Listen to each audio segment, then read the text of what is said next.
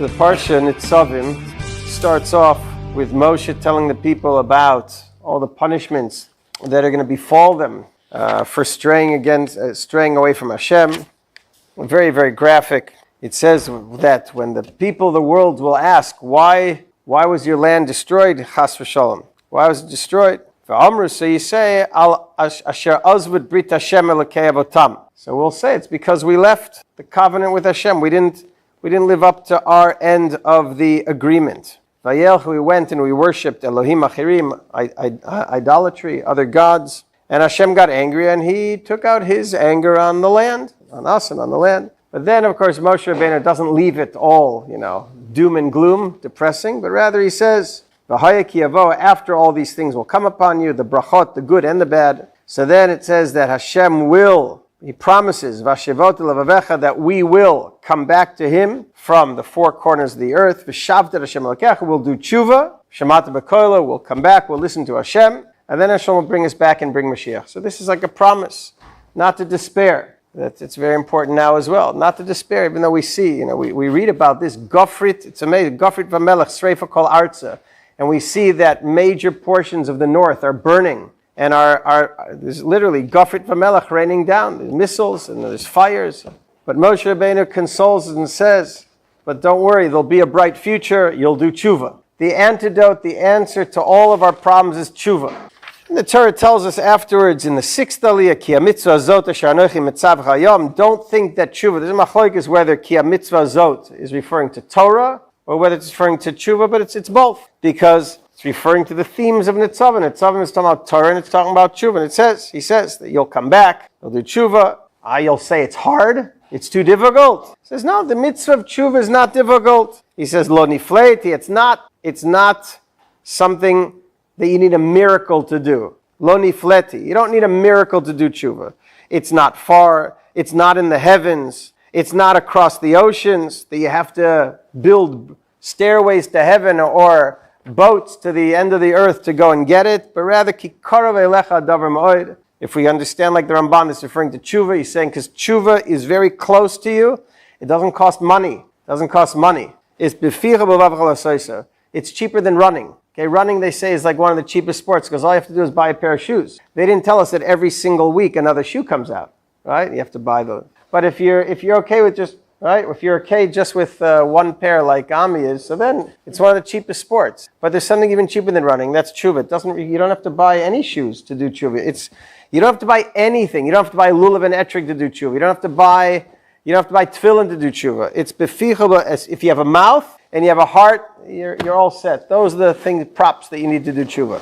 So it sounds like over here, if I had to ask you based on what the Torah is saying, is teshuva easy or hard? It sounds like it's easy. L'maisa, if you ask someone today, right, what is our attitude, our typical attitude to teshuva? It's very hard. If you look at Rabbeinu Yona, right, Rabbeinu Yona, I'm just saying very basic things that we all know. This is not our first rodeo next week, right? We've been through this many, many times. And of course, the mitzvah of teshuva, the Rabbeinu Yona lists 20 fundamentals, but those are levels. If you wanted to talk about what are the the most basic levels of teshuva, requirements of teshuva, it's really two things. It's two which are three. Harata, which is remorse, and aziva, which is breaking away, leaving the sin.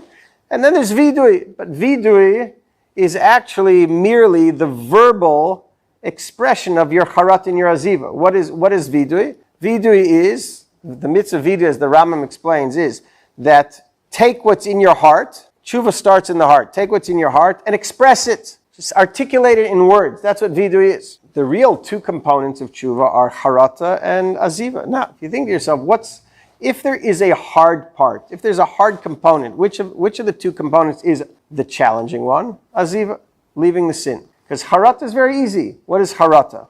Harata is you feel bad. Remorse, right? Feel bad that you did the sin. So leaving the sin entails what? Present and the future. Now the present is very easy. If I come to HaKadosh Baruch Hu on Rosh Hashanah Yom Kippur and I say to Hashem, I'm not eating cheeseburgers today. Well, of course, I'm not eating cheeseburgers. It's a fast day. It's Yom Kippur.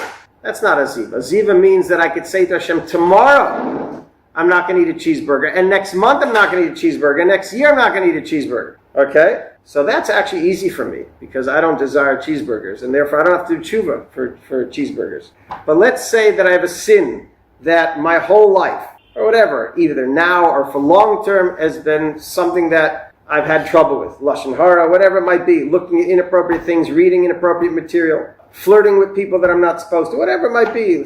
On Rosh Hashanah Yom Kippur, it's very easy to say to Hashem, I'm no longer doing those things, because today I'm not. But to say to HaKadosh Baruch Hu that tomorrow, the next day, the next day, the next week, the next month, I'm not going to do it either, that's where the hard thing is. Now the question is, do I have to say that in order for my tshuva to be a tshuva? So people look at the Rambam and they get totally broken by it. Because the Rambam in Perek Bet says, or Perek Gimel, I think it's Perek Bet says, when he talks about tshuva, he says that you have to leave the sin to the degree that HaKadosh Baruch Hu himself will testify that you'll never do the sin again. People read that Rambam and they say, that's it, game over. Like what? I'm going to bluff Hashem? What are the odds that for the last 50 years I haven't been able to break entirely away from the sin? Yeah, maybe some years I do better. Maybe I don't do the sin as often. But to say that I'm never going to do it again, I mean, that's almost impossible to say.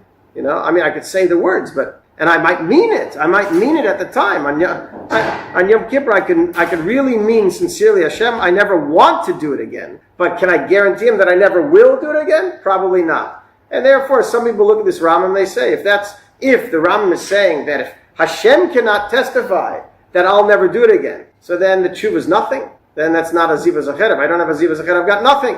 The Rambam says, what does the Rambam write based on the Gemara? That anyone that has remorse, he does tshuva, but he hasn't left the sin, it's like someone that goes into the mikveh holding onto the tamei item. So you can go into 1,000 mikvahs, but if you're still holding onto the item, it doesn't do anything. So it sounds like that Rambam is saying, if you don't leave the sin, and leaving the sin means promising, not only promising you'll never do it again, but HaKadosh Baruch Hu knows the future, knows you'll never do it again, only then have I discarded the tamei thing, and only then does the tshuva, does the mikveh work? So I heard from a Rebbe of mine, he says, you know what? You know what the key to tshuva is?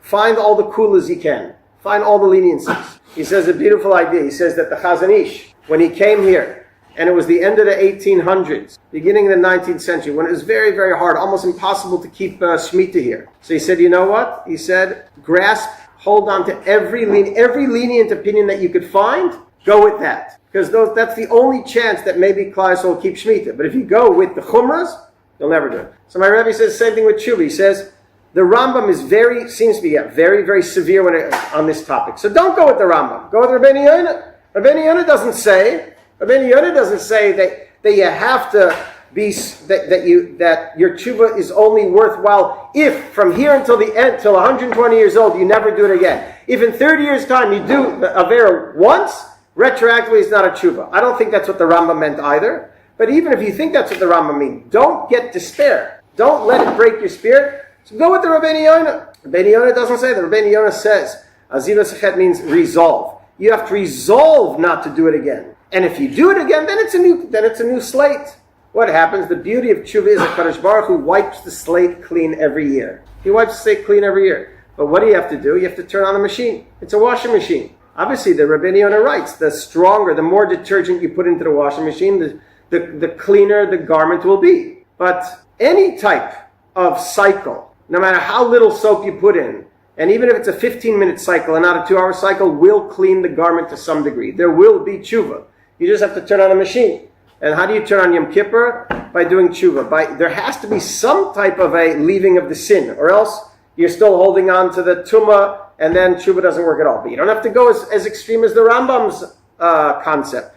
Go to Rabbeinu Yona that says, resolve that you won't do it again. Wish that you'll never do it again. I think for that's easy, I think. On Yom Kippur Ne'ilah, does anyone say to himself, wow, I can't wait till Yom Kippur is over so I can have a cheeseburger. I can't wait till Yom Kippur is over because I got this Lashon Hara that I'm just dying to say. I don't think anyone feels that way on Yom Kippur. Yom Kippur, everyone realizes how serious life is. And so therefore, on Yom Kippur at Ne'ilah, everyone could say with total conviction, total resolve, Hashem, I wish I would never speak Lashon Hara again. Does that mean I won't? Probably not. But I wish I would never do it again. That's where I'm holding. I don't want to speak Lashon Hara ever again.